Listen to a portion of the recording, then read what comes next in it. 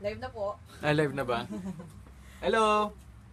Magandang tanghali po. Ang kinain ko po pala for lunch ay chicken tocino, black rice, at saka itlog. Black rice? Alam mo yun, yung rice na black. Black rice. Okay. Ito may nabasa akong comment galing kay pangalan ito? Si Claudine Margaret Sanchez. Sabi niya, hi Kuya Alden and Ate Maine. Kuya Alden, ako nga po pala yung nagtanong for your advice kasi sa tingin ko po nababaksak po ako sa math. Good news, nakapasa po pala ako. Thanks for your wonderful advice. Actually, talaga alam na alam ko yung sinasabi ko palagi. No? Hindi, pero tama yan kasi minsan tayo pinapangunahan natin yung mga bagay na hindi pa naman natin alam kung ano yung magiging result ng negativity.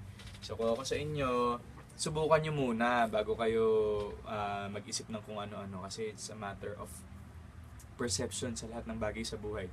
It's how you see it. Kung nakikita mo siya as maganda, then maganda. Kung hindi, then hindi. It's all in here. Ito sabi ni Riz Nofuente Buzador. Okay lang po ba magtapat kapag mahiyain ang guy pero alam mo naman na may gusto sa'yo? You never make the first move if you're the girl.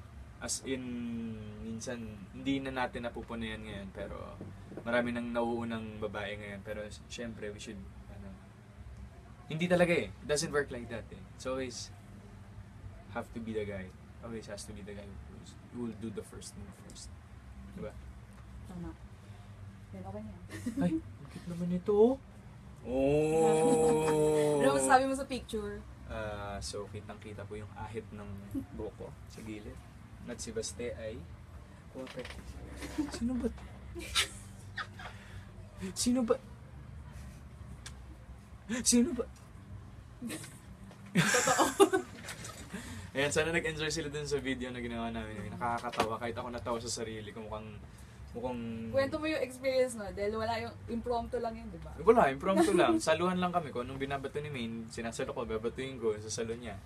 Nakakatawa. As in, kung that's how you test your creativity in terms of on the spot sessions. Ganyan. So, abangan niyo po ang susunod naming on the spot acting ni Miss Maine Mendoza.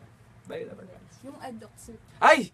Maraming salamat po sa Eddoc Circle for recognizing Maine po at saka po ako para po sa napakaraming awards. So maraming salamat po and until the next.